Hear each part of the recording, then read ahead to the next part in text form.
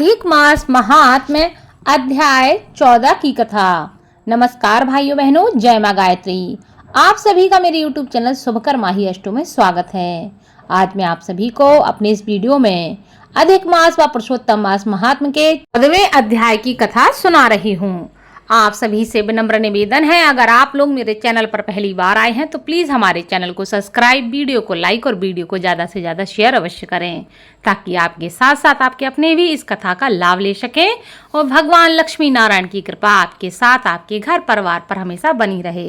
इस प्रकार चिंता में मग्न राजा का कितना ही समय बीत गया, परंतु संदेह सागर से पार करने वाला कोई भी कारण वह देख ना सके। नारद जी बोले कि हे मुनि, इस तरह चिंता को करते हुए पृथ्वीपति राजा दृणधनवा का क्या हुआ सो आप कहें, क्योंकि हे मुनि, निर्मल वैष्णव चरित्र थोड़ा भी यदि सुना जाए तो पापों का नाश हो जाता है। श्री नारायण जी बोले, इसके बाद चिंता से आतुर राजा दृणधनवा के घर वाल्मीकि मुनि आए, जिन्होंने परम अद्भुत तथा सुंदर रामचंद्र जी का चरित्र का वर्णन किया। राजा दृणधनवा ने दूर से ही वाल्मीकि मुनि को आते हुए देखकर घबराहट के साथ जल्दी से उठकर भक्ति युक्त होकर उनके चरणों में दंडवत प्रणाम किया। भली भांति पूजा करके उत्तम आसन पर ऋषि को बैठाकर उनके चरणों को गोद में लेकर अपने हाथों से धोया और उस चरणोदक को बड़े हर्ष के साथ अपने सिर पर धारण किया। सुख पक्षी की बात स्मरण करता हुआ राजा दृणधनवा ने मधुर वचन से यूं कहा। राजा दृणधनवा बोले कि हे भगवान, इस समय मैं कृतकृत्य हूँ, भाग्यवान हूँ, मेरा जन्म सफल हुआ। हे प्रभु, आज मेरा मनोरथ पूर्ण हुआ है। आज आपके प्रत्यक्ष दर्शन से शास्त्रादिकों के यथार्थ अर्थ का ज्ञान सफल हुआ है। हे जगत के पावन करने वालों के पावन करने वाले, आज मैं अपने भाग्य का क्या वर्णन करूं। श्री नारायण बोले। इस तरह वाल्मीकि मुनि को कहकर वह राजा मौन हो गए। बाद में वाल्मीकि मुनि उस राजा को विनय युक्त देखकर बड़े प्रसन्न हुए और जनता को आनंदित करते हुए बोले। वाल्मीकि मुनि कहने लगे कि हे नृपश्रेष्ठ, ठीक है, तुम में उक्त प्रकार की सब बातों का होना संभव है। हे राजन, तुम चिंता से आतुर क्यों हो, सो सब मन की बात कहो। ऐसा मालूम पड़ता है कि तुम्हारी कुछ कहने की इच्छा है, इसलिए हे राजन, उसे तुम कहो। राजा कहने लगा, आपके चरण कमल की कृपा से हमेशा सुख है, परंतु हे मुनिवर, हमारे हृदय में एक बड़ा संदेह है। वन में होने वाले सुख पक्षी के मुख से निकले हुए बाण के समान उस वचन को दूर करें। किसी समय में शिकार खेलने के लिए गहन वन में निकल गया। वहां भ्रमण करता हुआ एक तालाब देखा, उसका जल मैंने पिया। बाद में थकावट दूर करने के लिए एक बड़े बट वृक्ष के नीचे में बैठ गया। अत्यंत घनी और सुंदर छाया वाले और मन एवं नेत्र को आनंद देने वाले उस वृक्ष पर बैठे हुए एक सुख पक्षी को देखा। जब उस सुख पक्षी पर हमारी दृष्टि गई, तब उसने हमारे सम्मुख आकर एक श्लोक पढ़ा कि इस पृथ्वी पर विद्यमान अतुल सुख को देखकर तू तत्व आत्मा का चिंतन नहीं करता, तो इस संसार को कैसे पार जाएगा। मैं इस प्रकार सुख पक्षी के वचन को सुनकर विस्मित हो गया हूँ। हे मुनिवर, मैं नहीं जानता कि उस पक्षी ने क्या कहा। हमारे हृदय के संदेह को आप दूर करने के योग्य हैं। हमारा राज्य, शोक तथा सुंदर 4 पुत्र, सुंदर पतिव्रता स्त्री, हाथी, घोड़ा, रथ, सेना, हे ब्राह्मण, यह सब अतुल समृद्धि इस समय हमें किस पुण्य से प्राप्त हुई है। यह सब विचार का संक्षेप कहने में आप ही योग्य हैं। राजा दृणधनवा के वचन को वाल्मीकि मुनि सुनकर वन में चले गए। एक मुहूर्त तक समय में मग्न रहे। हाथ में रखे हुए आंवला के फल के समान विश्व संसार के भूत, भविष्य और वर्तमान विषय में उनको हृदय में समाधि के बल से जानकर और निश्चय कर राजा से मुनि बोले।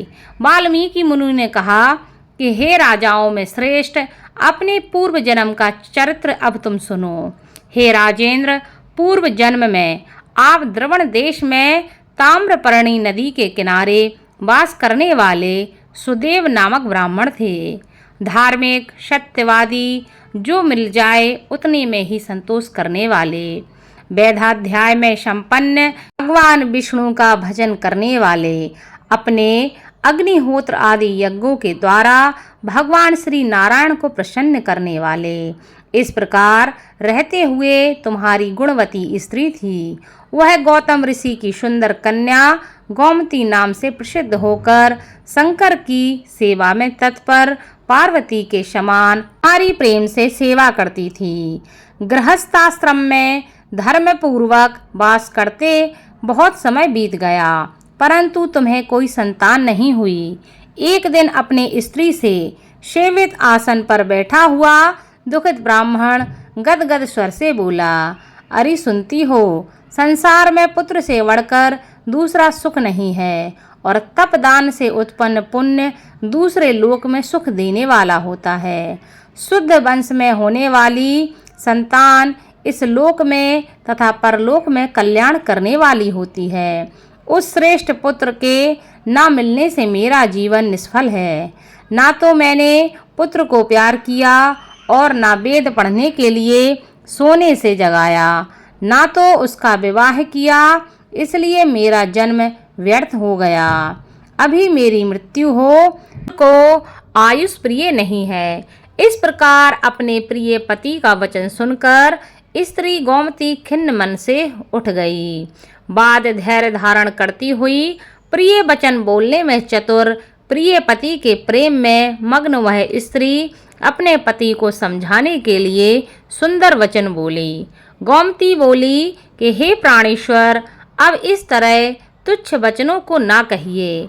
आपके समान भगवत आराधन करने वाले विद्वान लोग मोह को प्राप्त नहीं होते। हे पतिदेव, आप सत्य धर्म में तत्पर रहने वाले हो, आपने स्वर्ग को जीत लिया है। हे पतिदेव अर्थात हे सुंदर व्रत करने वाले, आप जैसे ज्ञानी को पुत्रों के सुख की क्या प्राप्ति करनी है, अर्थात ज्ञानी पुरुष पुत्रों से होने वाले सुख की इच्छा नहीं करते। हे ब्राह्मण, पहले चित्रकेतु नामक राजा पुत्र शोक से संतप्त हुआ, तब नारद और अंगिरा ऋषि के आने पर पुत्र शोक से मुक्त होकर संसार से उद्धार को प्राप्त हुआ। उसी प्रकार राजा अंगवेन नामक दुष्ट पुत्र के कारण रात्रि के समय में वन को चला गया। इसलिए हे स्वामी, आप दुखी मत हो, आपको भी संतान दुख देने वाली होगी। फिर भी हे तपोधन, यदि आपको पुत्र की लालसा है तो प्रसन्नता से जगत के नाथ, समस्त अर्थों के दाता श्री हरि नारायण की आराधना करो। हे ब्राह्मण, पहले सांख्याचार्य कर्दम ऋषि ने जिनकी आराधना कर पुत्र को प्राप्त किया है, जो कि पुत्र योगियों में श्रेष्ठ कपिल देव नाम से प्रसिद्ध हुआ। ब्राह्मण श्रेष्ठ इस प्रकार अपनी धर्म पत्नी के वचन सुनकर तथा निश्चय कर उस अपनी गोमती स्त्री के साथ ताम्रपर्णी नदी के तट पर गया। वहां जाकर उस पवित्र तीर्थ में स्नान करके अत्यंत श्रेष्ठ तप करता हुआ 5-5 दिन के बाद सूखे पत्ते तथा जल का आहार करता रहता। इस प्रकार तप करते उस तपोनिधि सुदेव ब्राह्मण को 4000 वर्ष बीत गए। हे ब्राह्मण, उसके इस तपस्या से तीनों लोग कांप उठे। भक्त वत्सल भगवान उस सुदेव ब्राह्मण से अत्यंत उग्र तपस्या को देखकर जल्दी से गरुड़ पर सवार होकर प्रकट हुए। श्री नारायण बोले, नवीन मेघ के समान जगत की रक्षा करने में समर्थ 4 भुजा वाले प्रसन्न मुख मुरारी को देखकर सुदेव शर्मा ब्राह्मण हर्ष के साथ भगवान नारायण को साष्टांग प्रणाम करता हुआ बोला। इति श्री ब्रह्म नारदीय पुराणे पुरुषोत्तम मास महात्म्ये चतुर्दशो अध्याय संपूर्णम। आगे की कथा आपको आगे के अध्याय में सुनने को मिलेगी। धन्यवाद।